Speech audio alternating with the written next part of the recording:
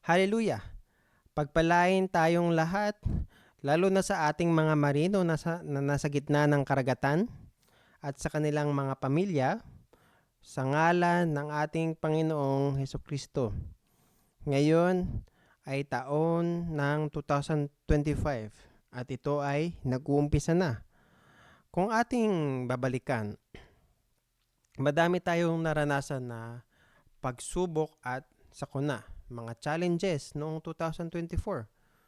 Ngunit atin itong nalampasan bilang mga anak ng Diyos sa tulong ng ating Panginoong Hesukristo. Hindi madali ang buhay sa barko, both in terms spiritually at physically. May mga oras na nararamdaman natin yung sobrang pagod at tayo ay paminsan madadapa at manghihina.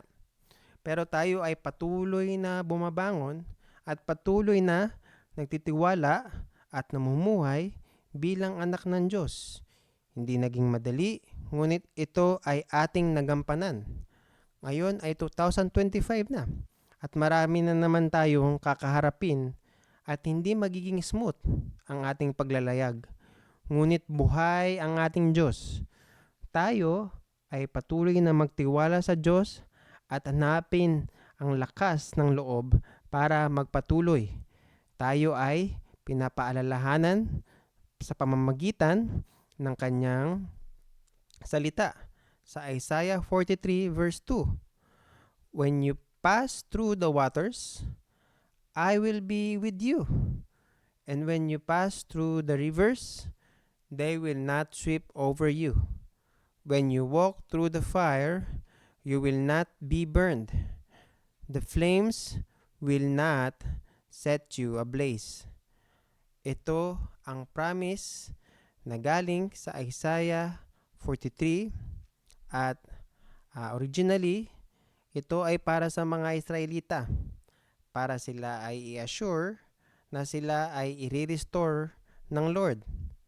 Kahit na sila ay yung pinili or yung chosen people upang maglingkod at mag-serve sa ating Panginoon, hindi nila ito nagampanan. Kaya naman ang buong bansa ng Israel ay bumagsak at naghirap ng matindi bilang bilanggo sa ibang bayan. Ang rason ng paghihirap na ito o yung suffering na ito ay simple lamang. Nawala ang kanilang koneksyon sa Diyos at sila ay nag-umpisang sumamba sa ibang Diyos or sa mga Diyos-Diyosan. Kahit sa gitna ng sakit na ito na naramdaman ng Diyos, ito yung sinabi ng Diyos sa kanila. When the time comes, I will bring you back. No matter what kind of trouble you face, I will be with you. Isang napakagandang pangako or yung promise na binigay ng Diyos sa mga Israelita na kahit sila ay sobrang nagkamali or malubha ang kanilang pagkakasala sa Panginoon, minahal sila ng Diyos at hindi sila inabandona, hindi sila iniwan. At alam natin na ang Diyos natin ay ganoon din sa atin. Na tayo ay hindi iiwan, hindi tayo papabayaan. Kahit ano pa man ang mga pinagdadaanan nating hirap or kahit ilang beses pa tayong madapa, ilang beses pa tayo magkamali, ang Diyos ay hindi tayo susukuan. Tayo ay kanyang iingatan. At may mga time na hinahayaan ng Diyos or inaalaw ng Lord ang pagsubok para tayo ay palalahanan at nang tayo at nang ating ma-realize yung ating pagkakamali at manumbalik sa Kanya. Ito ay para maayos yung relationship natin sa ating Panginoon. Noong piniprepare pa lamang ng Lord ang paglaya ng Israel sa kanilang paghihirap upang sila ay ibalik or i-restore bilang kanyang pinili na bayan, nagumpisa ang Lord sa pag-aayos ng kanilang relationship or yung relationship nila sa Kanya. At ang first step nila ng Lord ay ibalik sila sa worship. Sa umpisa ng taon, ating ibalik ang focus natin sa relationship natin sa Panginoon at manumbalik sa pagsamba at pagtitiwala sa Kanyang mga promises kahit anong mangyari. Kasama natin siya, kaya tayo ay magpatuloy ng may pag-asa at lakas ng loob. Ang konklusyon ng Isaiah 43 ay nasa verse 21. The people I form for myself, they may proclaim my praise. Ibig sabihin, para maibalik ang worship. Ang pagsamba ay ang best way para lumapit sa Diyos at ang importante para ma-maintain ang relationship sa Kanya ay ang bagong buhay natin kay Jesucristo na magpapatibay sa atin sa pagsamba sa Kanya.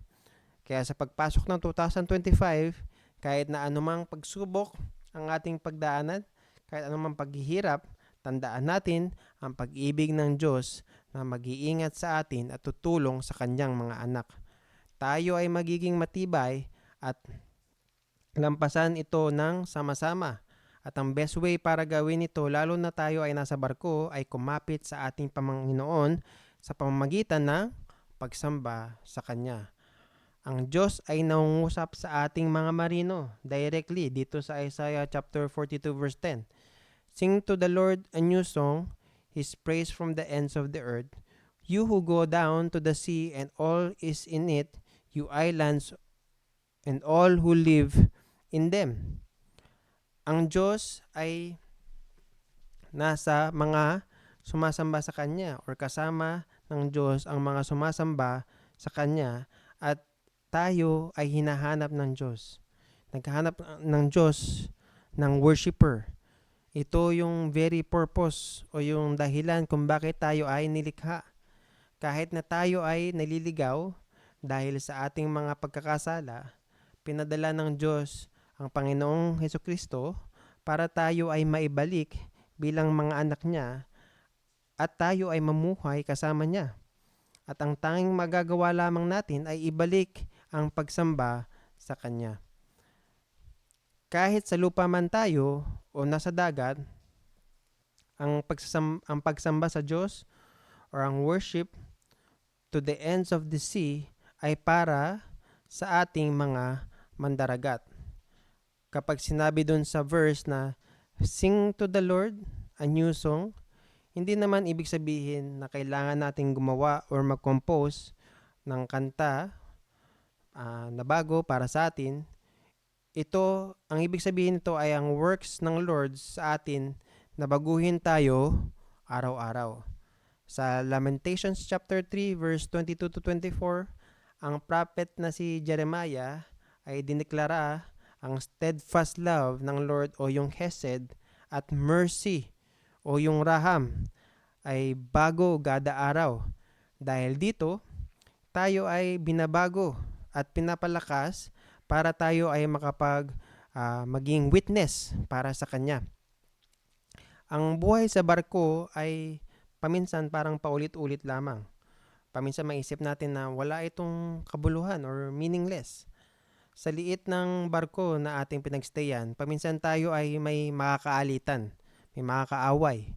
At paminsan, ang trabaho ay sobrang magiging nakakapagod. Sa mga ganitong pagkakataon or sa moments na to,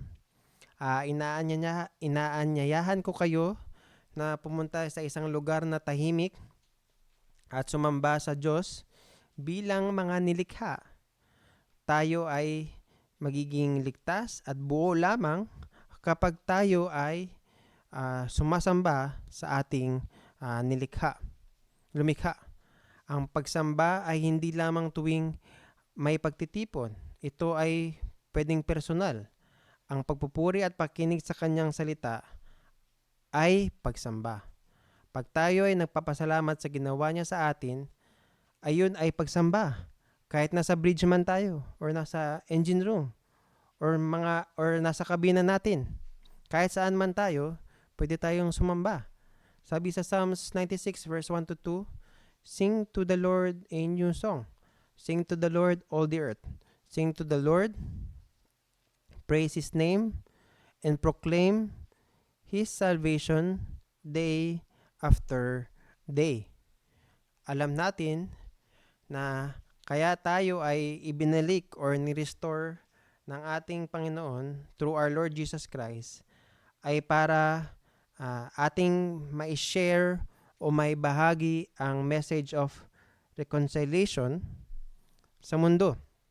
Kung paano tayo napatawad at ibinalik ang ating relationship sa Panginoon, ganoon din ang nais o yung gusto ng Panginoon para sa lahat ng tao.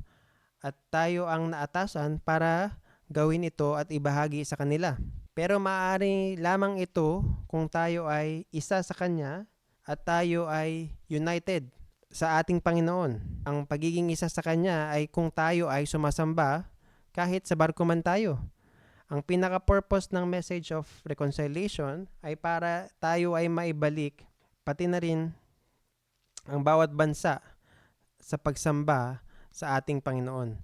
Sa pamamagitan ni Jesus, pinangako ng Diyos na patawarin ang ating mga kasalanan at bigyan tayo ng pagkakataon para Kanyang maging anak sa mga lumalapit sa Kanya sa pangalan ng ating Panginoong Jesus.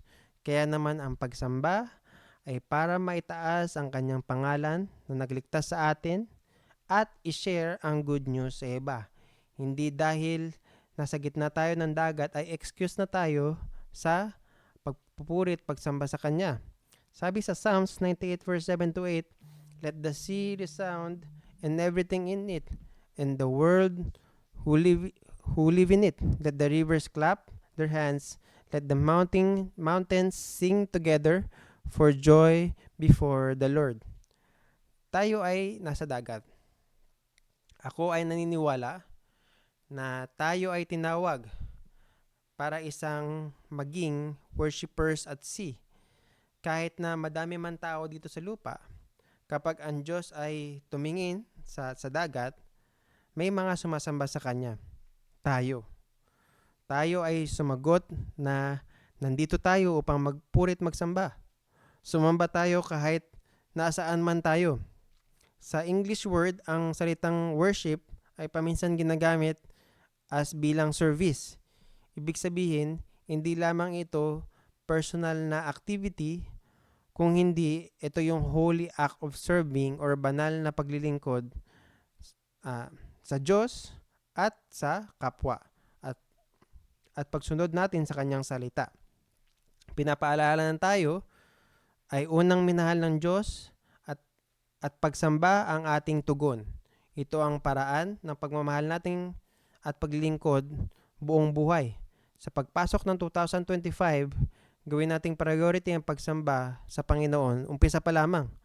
Tayo tinawag para maging mga patunay ng mabuting salita.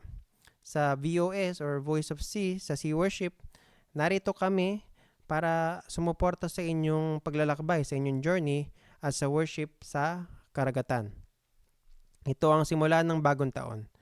Kaya ilaan natin ang ating mga sarili bilang worshipers at sea. At kapag natapos na ang taon, I pray na lahat tayo ay magbalik tanaw sa taon ng may pasasalamat at masasabi natin sa Lord na salamat bilang tunay na worshiper at sea. Nawa tayo ay i-bless ng Lord at gabayan sa calling na ito.